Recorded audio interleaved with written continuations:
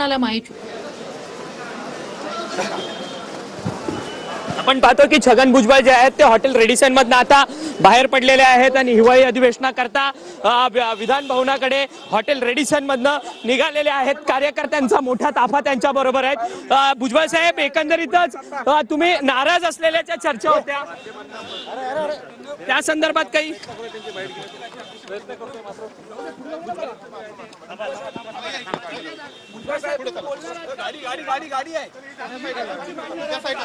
अरे यार मला जाऊ द्या, राष्ट्रगीताला हजर होतो मग बोलतो ना। राष्ट्रगीत आहे आता, राष्ट्रगीत। अरे राष्ट्रगीत आहे, माझं चुकल, मला राष्ट्रगीताला जायचं आहे, दुसरं काय तिकडे मागे इकडे गाडी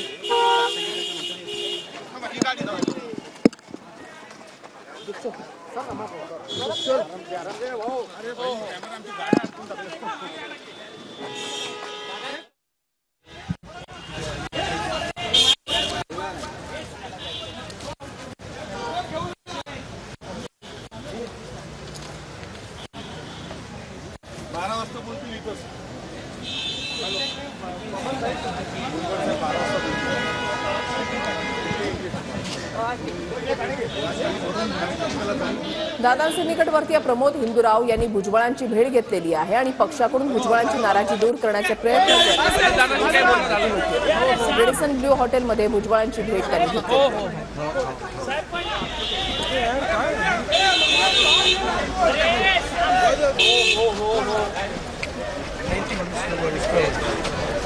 कुठे रे गाडी?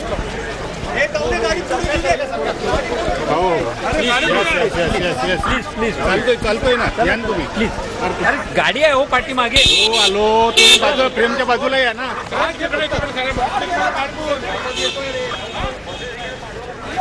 हे मंगेश आहे।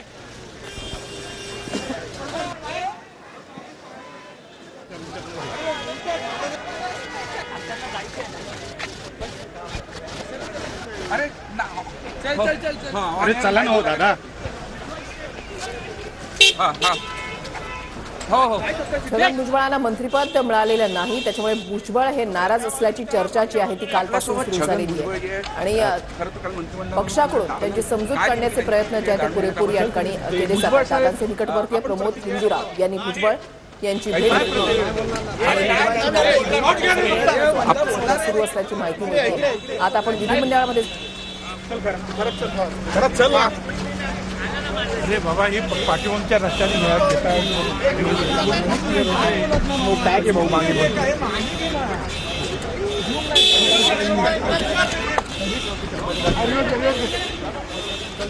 कुठलीही प्रतिक्रिया न देता छगन भुजबळ हे आता हॉटेल रेडिसन ब्ल्यू मधून निघतायत। विधिमंडळामध्ये आपल्याला जायचं आहे, एवढंच फक्त त्यांच्याकडून सांगण्यात आलेलं आहे। भुजबळ हे नाराज आहेत अशी माहिती मिळते। राष्ट्रवादी काँग्रेसमधले ज्येष्ठ नेते छगन भुजबळ यांना फडणवीसांच्या मंत्रिमंडळामध्ये संधी मिळालेली नाही। अडीच वर्षाचा फॉर्म्युला ठरलेला आहे अशी माहिती जी आहे ती मिळते। मंत्र्यांना 2.5 वर्षांचा कालावधी जो आहे तो दिला जाणार आहे। ज्या आमदारांना संधी मिळालेली नाही ते नाराज आहेत। राष्ट्रवादी काँग्रेसमधले ज्येष्ठ नेते छगन भुजबळ, त्यांचं नाव सुरुवातीला अग्रेसर होतं, मात्र काल त्यांना मंत्रिपदा त्यांची वर्णी लागलेली नाही, त्यांनी शपथ घेतलेली नाही। पक्षाकडून भुजबळांची नाराजी दूर करण्याचे पूर्णपणे प्रयत्न केले जात आहेत। दादांचे निकटवर्तीय प्रमोद हिंदूराव यांनी भुजबळांची भेट घेतलेली आहे।